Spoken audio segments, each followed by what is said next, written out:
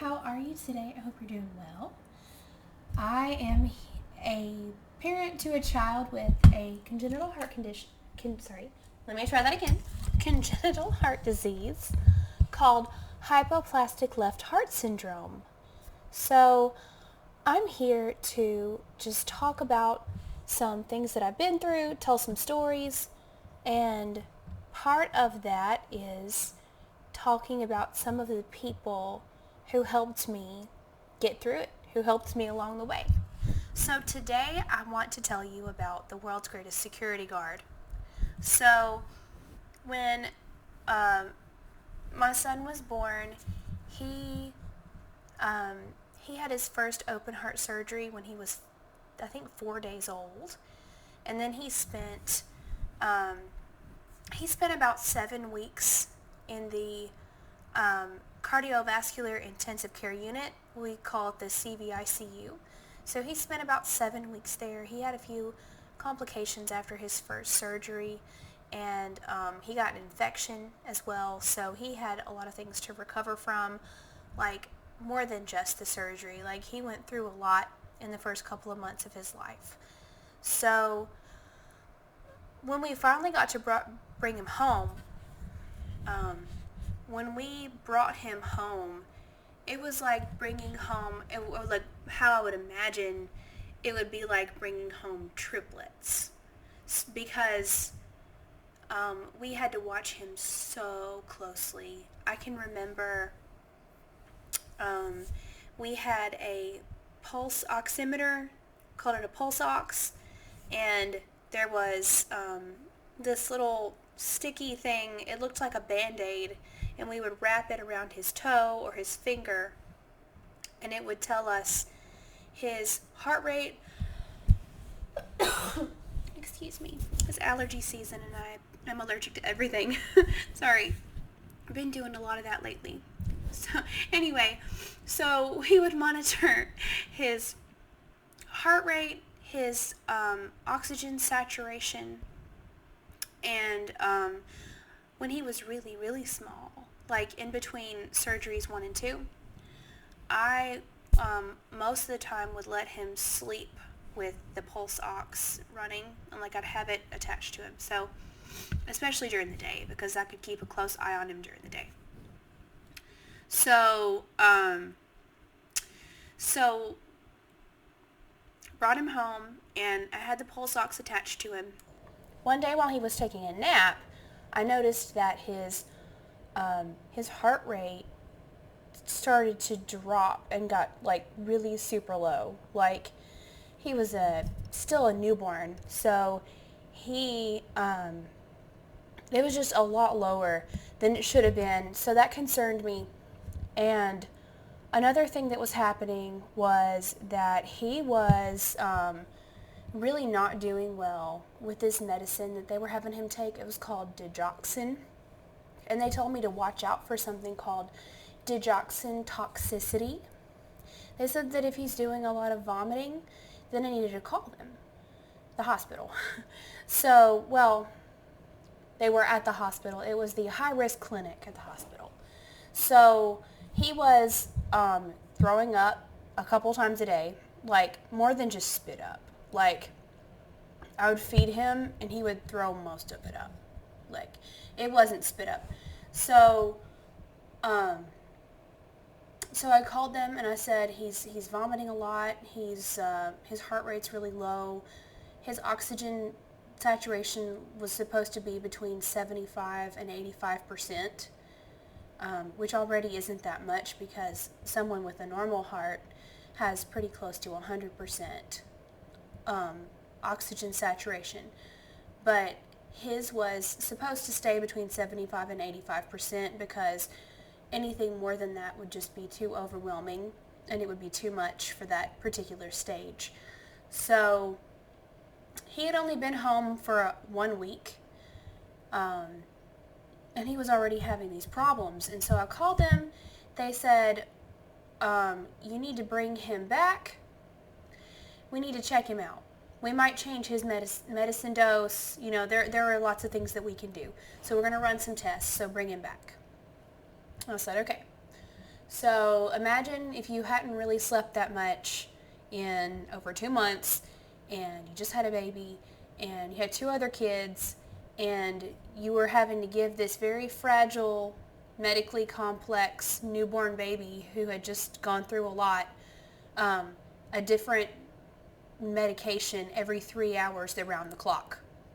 Oh, also, he aspirated, so I had to thicken his milk with this powder called Thick and Clear, and I had to fortify his milk because I was breastfeeding, so he couldn't just breastfeed. Like, I had to use the breast pump, and then I had to put formula in his milk because they wanted him to gain weight because he was almost 2 months old, and he only weighed 9 pounds because he was in the hospital. So they wanted to get him to gain weight for his next surgery because he had 3.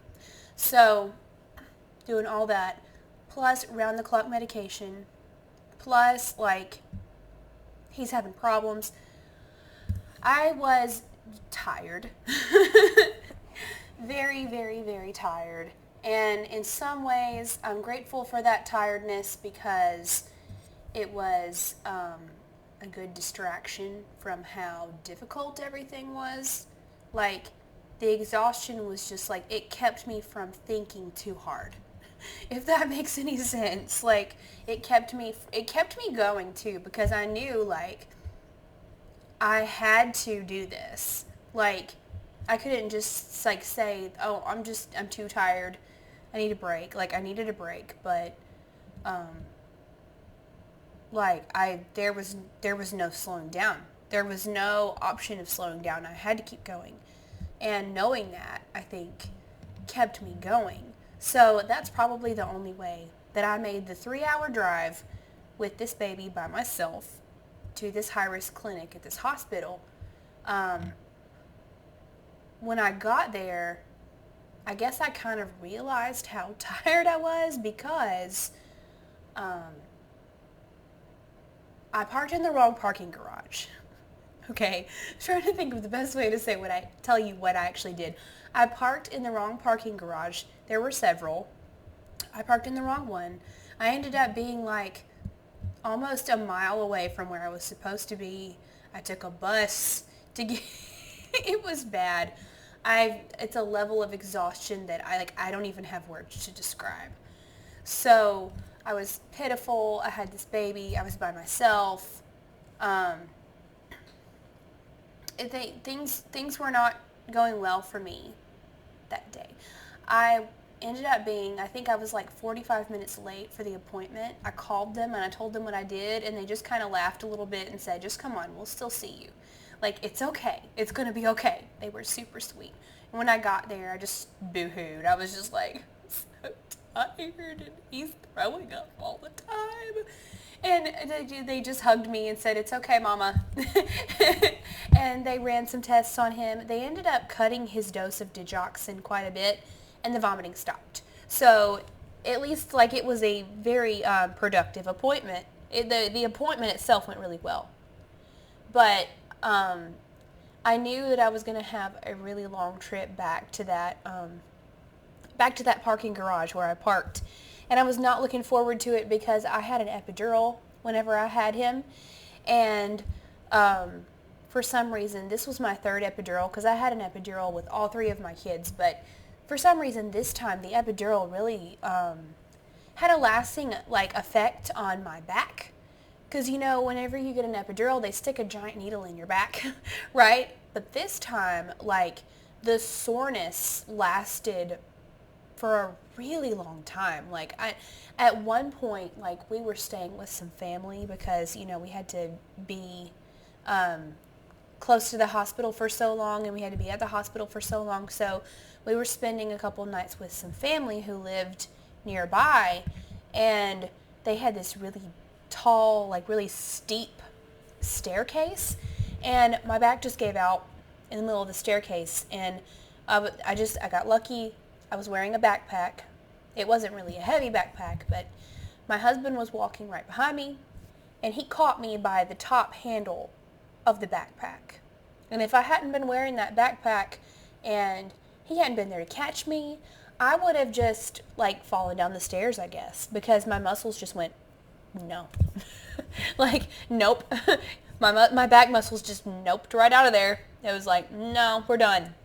So I was still struggling with that. And I had the car seat, I had the baby bag, I had the baby. Hadn't slept in 2 months.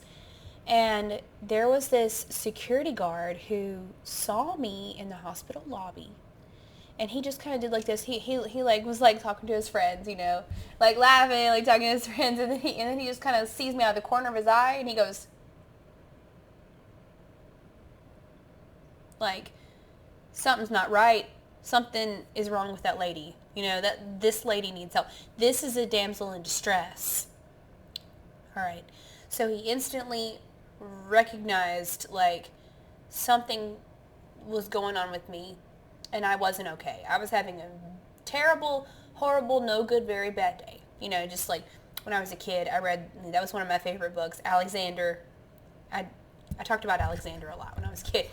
You know, if you read that book, Alexander and the Terrible, Horrible, No Good, Very Bad Day, I was Alexander that day. I think I might have been having a slightly worse day than Alexander. Anyway, so this man immediately just, like, noticed. He noticed me, and he said, excuse me, are you okay? And I said, oh, yeah, I'm okay. I'm just here for, you know, he has a checkup. And he said, what kind of checkup? And I said, well, he has a heart, you know, he has a heart condition, and he had heart surgery, and they just wanted to run some tests on him today. And he said, but are you doing okay? Because you don't really look like you're doing okay. And I was trying to just, like, play it off. I was like, oh, yeah, I'm fine. I'm all right. Don't worry about me. And so he kept asking me questions like, are you sure you're okay? You don't really seem like you're doing that. Something's not right, and he knew it. And there was no way that I was going to convince him otherwise. Like, he persisted. He was like, yeah, okay, no, you're not okay. So anyway, eventually I told him about the parking situation. I told him that I accidentally parked in the wrong parking garage. You know, I made one wrong left turn and I ended up in the wrong parking garage. And he said, well, which one did you park in? And I told him, I don't even really know, like, the name of it, but I know where it is. It was across from like a restaurant. And I told him the restaurant, and he said, oh, you parked there? He said, don't park there. That one costs $2. Ours is free. And he laughed, and he said, and I told him, you know, the reason why I have such a serious face right now is because I'm not really looking forward to how far I'm going to have to walk. And he said, oh, no, you wait right here. I can take you there. All right, so I'm thinking, oh, okay, what's he going to do? So he comes back about 3 minutes later with the hospital security van. All right. So he came back with the hospital security van, and he came and got me, and he said, come on, I'll take you to your car. Let's go. And so he picked my baby up. He did everything, like, he did all these things, like, for me. Like, he picked my bag up, picked my baby up, buckled my baby into the car. All right. This guy drove me not only to the parking garage. I thought he was just going to, like, drop me off in the sidewalk. No. He went in. He told the person who worked the gate, he said, hey, I'm helping somebody out back here. And so they were like, okay. They let us in. I don't even think they made me pay. I don't think they made me pay because he just, like, he talked to them and, like, they were like they knew each other. And so I went in, and I was parked. He said, which floor are you parked on? I said, I'm parked on the 3rd floor. This guy drove me all the way up to the 3rd floor of this parking garage. And, sorry, my computer screen keeps going dark. I'm not sure why. So, sorry about that. Anyway, so this guy drove me all the way, like, right to my car. I opened up the car. He got my stuff before I could even like make a move to get my stuff, he took my baby, put him in his like car seat, dock. I'm not sure what to call it, but it's like the thing that you click the car seat in. So it's like that's attached to the car. Anyway, he did that for me. He got my stuff. He waited until I cranked my car before he left. Like, that was the level of help and care that I got that day. So I will forever think of this man as the world's greatest security guard, because he went so far above and beyond the like what was expected of him, and it was all because he could tell that I was having a really rough day and year. Really, for being honest, I was having a pretty rough year. So yeah, that's my story for today. Thank you so much for listening if you're here. And I guess I've run out of things to say at this point, so I will see you soon. Thank you so much.